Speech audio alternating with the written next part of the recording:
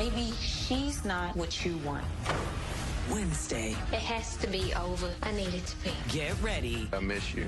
He does all of that in bed. Because when the truth comes out, I like him, but I'm not crazy about him. everything is taken The only way to be sure about what you want is to take some chances. to the next level. Karen, I can't be with you no more. Look me in my eyes and tell me that you don't love me. Tyler. All right, Sistas fans, hope everybody's doing well. We're talking about next week's episode, Season 3, Episode 17, entitled Burning Taboo. Yeah, it's kind of ironic. You got Episode 17 airing on November 17th. There we go. So, Sistas put out the 15-second promo, but then it was brought to my attention that they also put out the 30-second promo shortly after the 15-second. Better that they put it out this week than next week. I'll leave it at that. So this video is going to encompass the promo you just saw, along with the promo that occurred during the end credit scene of this week's episode. Now, the synopsis is Andy calls Robin after having a drink, and it leads to Robin's hotel room. So, before moving forward in the promo, make sure you take a moment to hit the thumbs up button to show you like the video. Also, follow me on social media. Links are in the description below. Hit subscribe as we get closer to 190,000 subscribers, and hit the bell icon selecting all. That way you stay informed whenever I post content on the channel. So, let's dive in.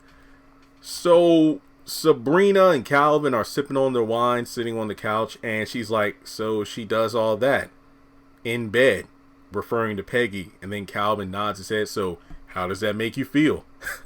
Probably inadequate, due to the fact that they probably do a lot of freaky shit that Sabrina doesn't really do.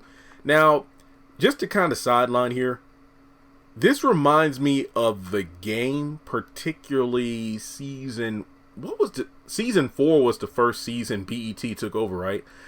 Season 4, season 5, whichever one it was. And in that season, Melanie was, well, actually, within the first early season of the show, Melanie was constantly insecure. Like, she would say everything's going well with Derwin, but then when she hears, usually during the Sunbeam meetings, whenever she hears about the other girlfriends and wives of the football players, about how they spice things up in the bedroom, or when, you know, they do this and that, she begins to implement what they're suggesting or what they do to liven up their sex life.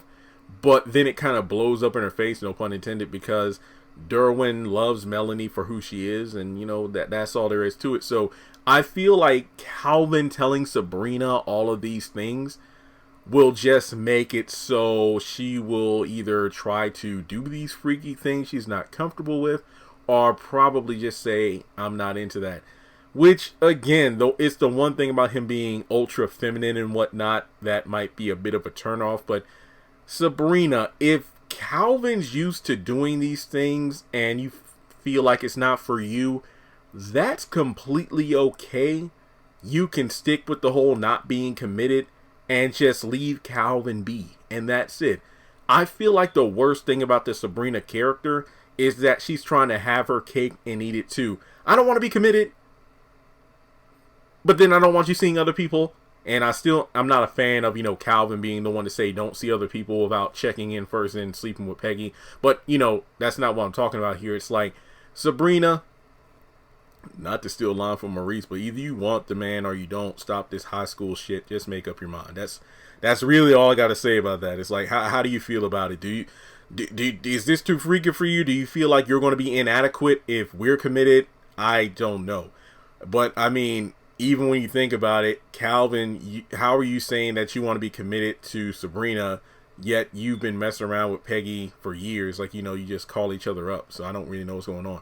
But we go over to the therapist, Angela. Angela's telling Gary about how... I'm very confused by this. So Angela's saying that maybe she's not the girl for you, basically in reference to Andy, just saying maybe she's not what you want. And Andy slams the door and comes in, because it looks like, based off the ending where Angela puts her head down, you know, on Gary's lap, it looks like based on his stance that he just jumped up like, what the hell are you doing? And then, that's when Angela's like, well, maybe she's not the one for you. So then Andy's going to walk in assuming the worst. And that's what's probably going to lead her to go to the hotel, because it looks like Robin and Andy are sitting in like the dining area. And then Robin's like, you want to go upstairs? And Andy's like, I'm still deciding. And then once they're upstairs, he's like, the only way you can be sure about what you want is to take chances. And then after that, it looks like he's taking off his blazer, she's taking off her, blazer, and then they start making out. So, yeah, I just feel like, again, Andy's making a knee-jerk reaction based off her feelings about Gary and the therapist, and then it's just stupid, because it is stupid. I don't need to say it anymore. So, looks like Danny and Preston are talking on the phone, and this is our first time seeing Preston at work. It looks like, he's on the tractor. He has a bale of hay ready to go, and she's like, so what do you think about? Preston's like, I'm thinking that I miss you, and then, she's smiling about it. So that was pretty cool. And I'll save the Fatima thing for last. So, okay. The last two things talk about are Zach related. First of all, it looks like, Karen and Danny are over at Danny's place. Karen saying how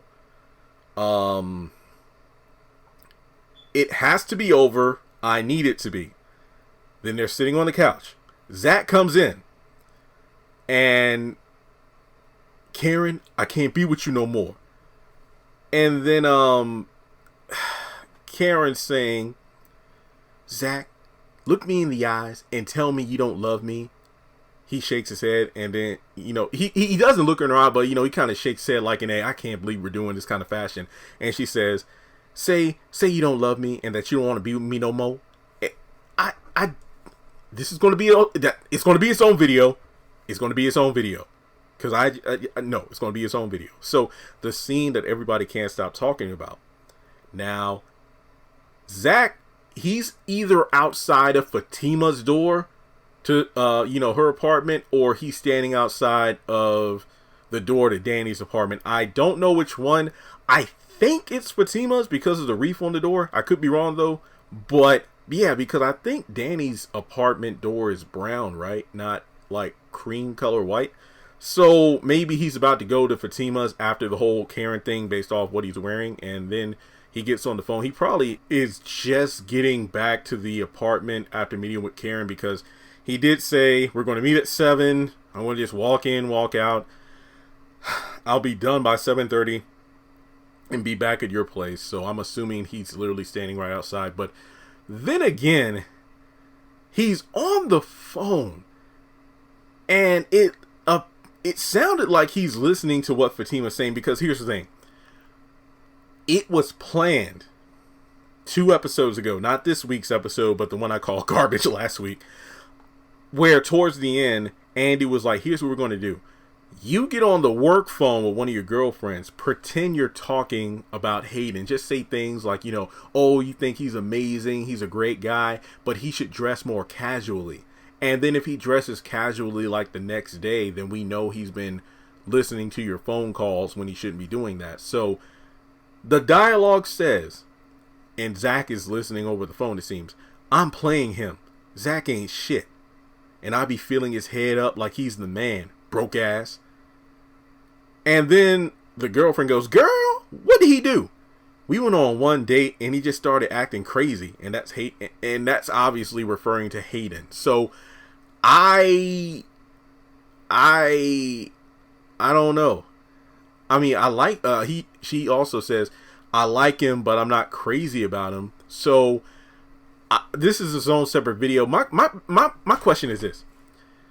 If Fatima's on the work phone, then how is Zach hearing this conversation on his phone? Obviously he's calling from his cell. The only way this could work is if Fatima's phone is on and she was like in the middle of a call with Zach, because a lot of people are speculating Zach overhears what Fatima's saying, and as a result, this is going to mess up his mind when he goes in there to close things off with Karen.